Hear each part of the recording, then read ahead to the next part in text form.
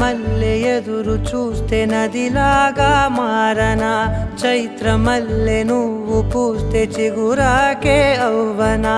నన్నే వరించే యువరాజును అంట నీ